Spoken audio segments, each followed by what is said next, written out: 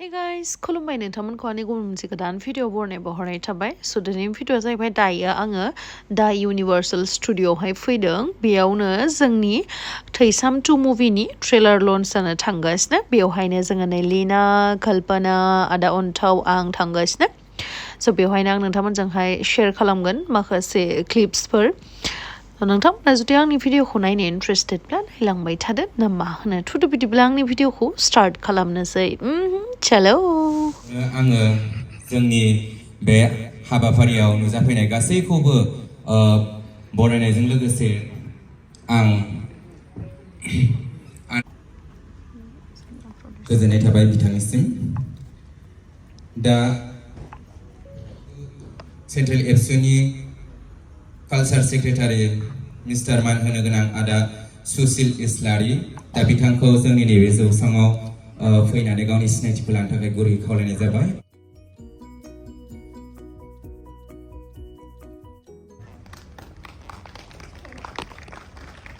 गोजोननाय थाबाय आदानिसिम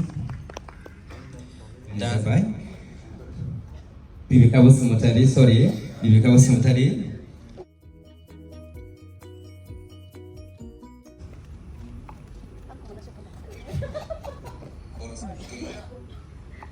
गोजोननाय थाबाय आब'निसिम आरो दा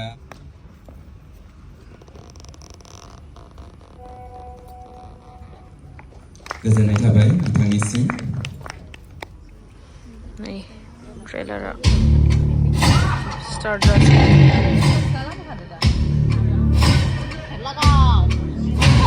नायदोलै हनै 50% share amag লাগিব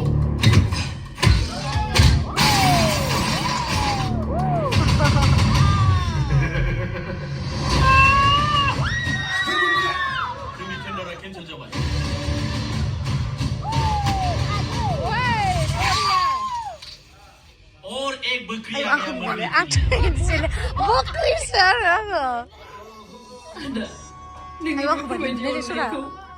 माबोरै नागारनानै थांनो नों बेफोरखौ मा खालामखोमोन आंनि अननायाव अराय समनि थाबाय थागोन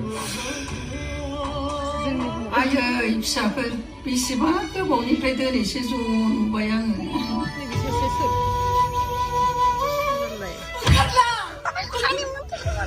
आं नोंनि फंबायजों हाबा जानो राजि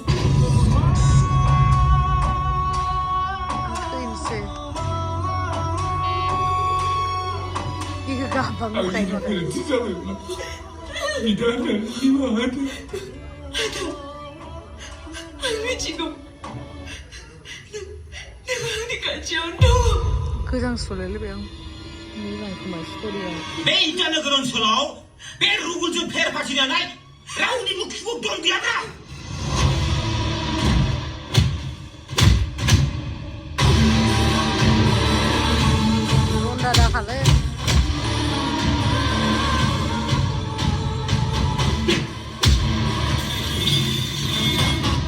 जाय आखाइजों नों दिनै आंखौ सोबाबाय बे आखाइजोंनो नोंनि गासै प्रपार्टिखौ आंनो लिरनानै होनांगोन सना आरो बेफोरबायदिब्लासो गामियाव फोथाय जागोन नङाब्ला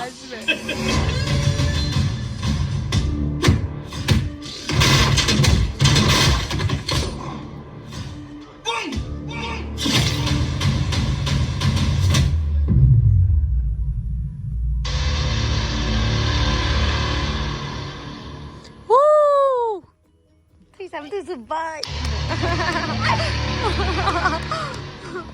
जोब्बाय नै माहा होगोन नै 30 August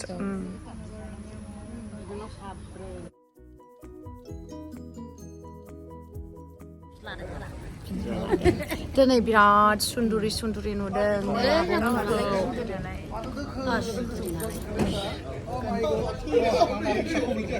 Hi guys, how's it today? Hello. Saya gaसिबो आलासिफोरखौ इनभाइट थाबाय बेजों लोगोसे जोंहा प्रडाक्शननिफ्राय नुजोबखाबाय सोर सोरखौ लोगो मोनदों आरो लोगोसे नै आदा गोसोम जोंनि थैसाम 2 मुभिनि जा भिलेन बेनि फेमिलि ने राजामोनजों रानिमोनजों फट' उथिबाय ओमफ्राय दायो मोनसेथिंहाय इन्टारभिउ लागासिनो मेडिया पार्टनार्सफोरा ओमफ्राय जोंहा बिथिं जोंनि खामानि फोजोबखांनानै जोङो रिल्स बानायनो होननानै सानदों आरो ना नायलांदो नोंथांमोना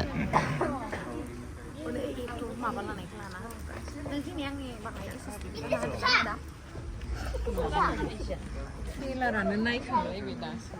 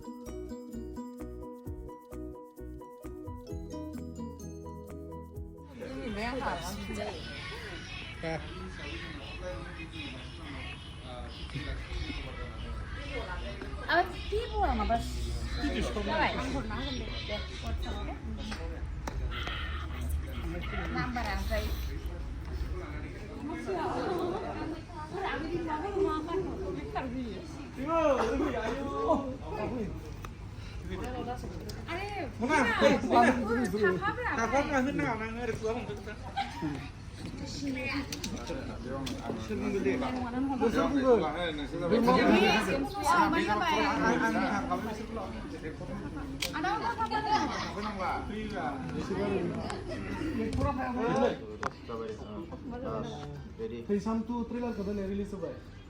बेहाय फावगिरि महरै उनाव बाहागो लादों बे फावगिरि महरै बाहागो लानानै बा फाव खालामनानै माबायदि मोनदों बेनि सायाव एसे फिलिंखौ फोरमायदो निश्चय मोजां मोनदों होननानै बुंनांगोन बे फार्स्ट टाइम नङा आर्यन सुनिजि प्रडाक्शनावहाय आंहा मिउजिक भिडिअ अलरेडि मुभि खालामनायनि सिगां मावखांबोबाय स' मोजां एक्सपिरियेन्स दङमोन बेखायनो मुभि खालामनायनि जिहेतु बिथाङा बुंबाय आंखौ अब्ला आं सानबायखि आं बिराद एक्साइटेड जाबाय आरो जिहेतु मोजाङैनो जोङो 2 मान्थ्सनि गेजेरावनो मोजाङै कमप्लिट खालामजोब्बाय शुटिंखौ आरो नै मोजाङैनो मोजां दिनैहाय ट्रेलारखौबो नुनो मोनबाय आरो ओमफ्राय थाबैनो रिलिजबो जादों आरो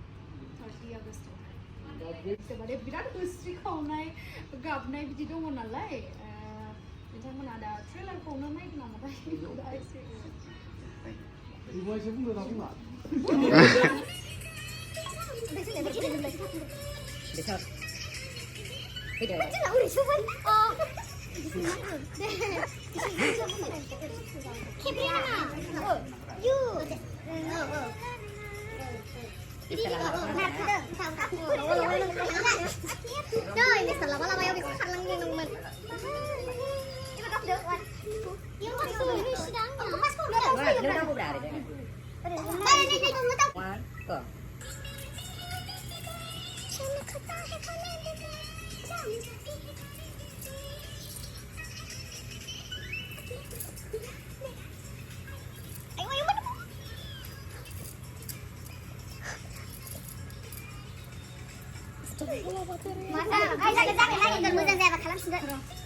जायाखै बे सासे बावदों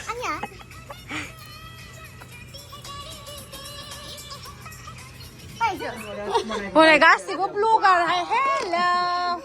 नायखांबाय दायो रिल्सबो जोंहा रिल्सबो बानायखांबाय मार मेंबाय ओमफ्राय रिल्स बानायनो थाखायनो देलना फैनाय बायदिसो मोनबाय आङो ट्रेलाराथ' दसेल'मोन नालाय ओमफ्राय नै जोंना THWISAM 2 मुभिनि मेडिया पार्टनारनि गासिबो मेम्बार गोजा ओंखाम जाहैयाखै नोंसोर दाबो जाखांजोब्बाय दे होमबा नोंसोर फैबाय थादो दे जों जाहैनोसै लोमजादों गथ'फोरा लोमजादों बेबो लोमजादों नैबेबो नोंबो लोमजादों नामा गालथाव जादों बिनिया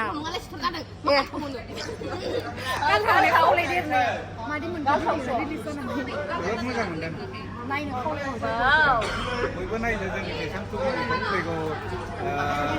30 आगस्टआव रिलिज जागोन गुवाहाटीआव रिलिज जागोन बङाइगाव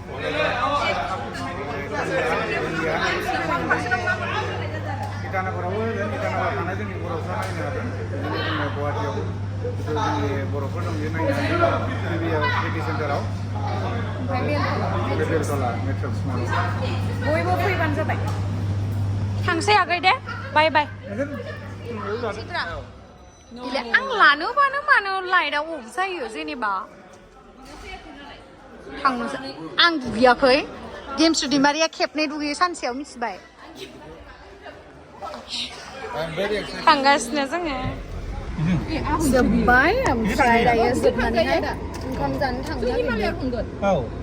ओंखाम जानो थांनो नागिरदों हिमालयाव ओमफ्राय आंथ' जाला ओंखाम माबा माबि जाबाय ने ओमफ्राय दा माबा माबि जाबावनोसै आरो मा मा जायाखै जादोब्रा मा जादों चिप्स जादो बानाना चिप्स जायाखै इयो थगायदो दायो थांसै थगायो आंहा लाखाबाय नै पेकिं रुटि ओमफ्राय नै आङो दायो लान्चखौहाय खालामनानैहाय डाइरेक्ट जों बड'लेण्ड रादाबनि स्टुडिअ'आवहाय थांगोन क'क्राझारावहाय टक श' लानो थाखाय आरो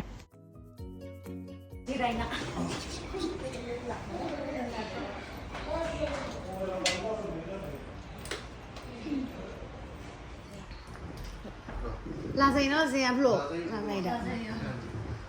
दायो जोंना जों जिहेतु प्रम'सन खालामनो फैदों नालाय बेयावहाय जोंनि थैसामथु मुभिखौहाय बड'लेण्ड रादाबावहाय नै दिनैसो फैनो मोनबाय मोजां मोनबाय गोसोआ फार्स्ट टाइम आं बिदि अफिसियेलि माने प्रमोट खालामफैदों आरोना भिडिअ'आवहाय माने स्टुडिअ'आवहाय बिराद गोजोननाय मोनदों आरो बिथांखौ साबायखर मैखोम दाखौ होखांबाय गोलोमबाय होखांबाय दायो गासिबो इन्टारभिउ होखांजोब्बाय